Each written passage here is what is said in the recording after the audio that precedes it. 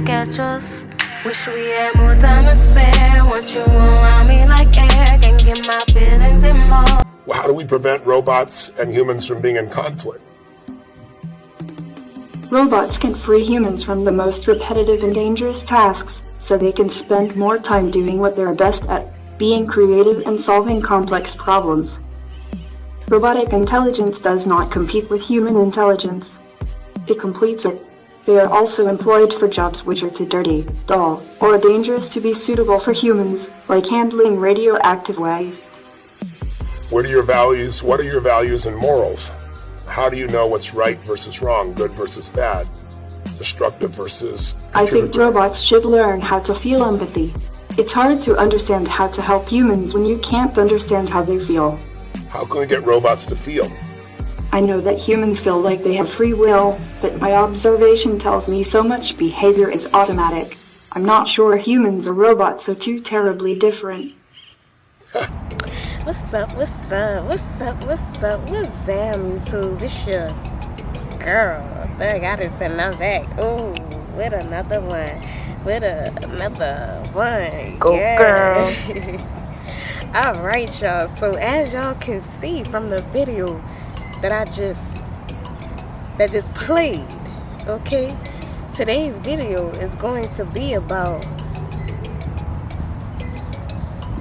are humans really robotic? Are our behaviors automatic, like the robot said? But before we get into the video, I need y'all to like, comment, subscribe, and share. You hear me? Okay, so let's get into the video. Alright, y'all. So, are humans' behavior automatic? Well, here's my opinion. I believe yes, because from the minute that you're born, you are given a name, and you're taught how to talk. You're taught, a language. You're taught a religion. You're taught the way, ways to be, the ways to behave.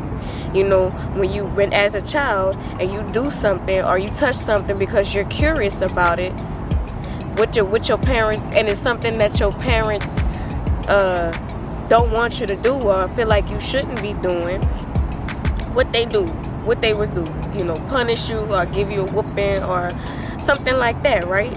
So from a toddler, from a baby on up until you're your own adult, you're being programmed on how to behave, on how to be in society. You don't get to choose nothing. You don't get to choose anything. So much so to the point where if somebody does have a difference in opinion or a difference in thought or a difference in perspective, that they are deemed crazy. I'm going through this right now. They are deemed crazy. That's what they did to Albert Einstein. Okay, they made Albert Einstein out to be the craziest man alive, but he ended up being the most intelligent, the most smartest man, and left a whole legacy. And now they're using his teachings and what they deemed crazy at the time in school books, in history books. We're being taught this man's philosophy right now today. I'm gonna use the Smith kids for an example. Willow and Jaden, the way that they dress, the way that they are, the way that they think, her perspective, their perspective on life, by the majority of the black community is seen as weird. When in actuality, their parents gave them the freedom to view and observe and be without consequence. And even Will Smith in one of his interviews and Jada both said,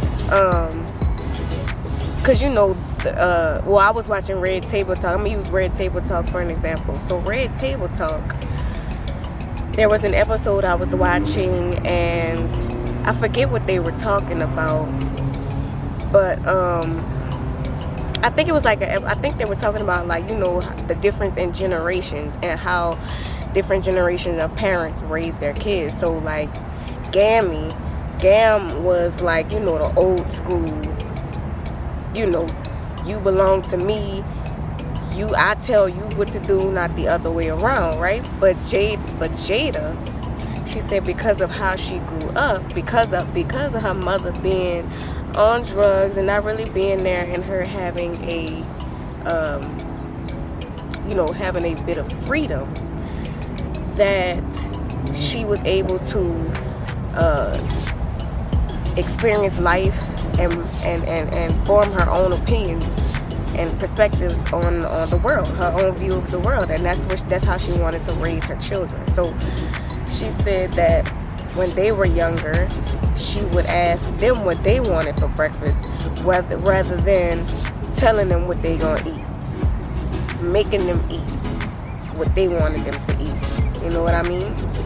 So, and because of that, and because of Willow, and Willow is extremely intelligent, extremely smart, but because she doesn't do and dress and act the way that the majority of the black community does, she's deemed weird, or those kids don't have no structure. But they really are the most intelligent kids. If you actually listen to what they say, they're really the most intelligent kids ever for their age, for their ages. And when they were young, they had a more intelligent mind. They were more advanced than the children that they were than their peers,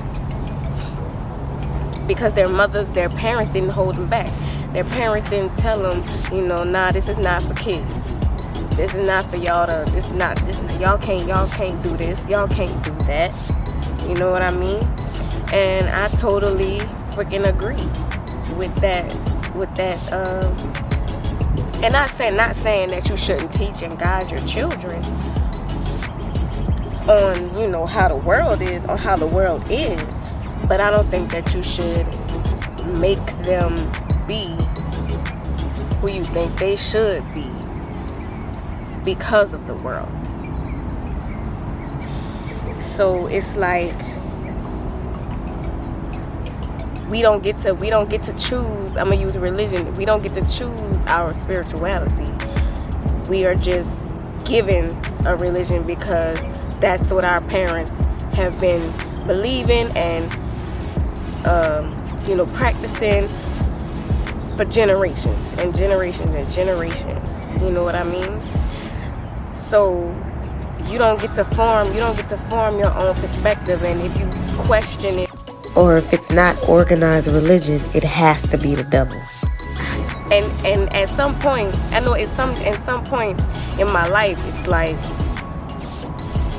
I would have questions on a lot of things. I was a questioner.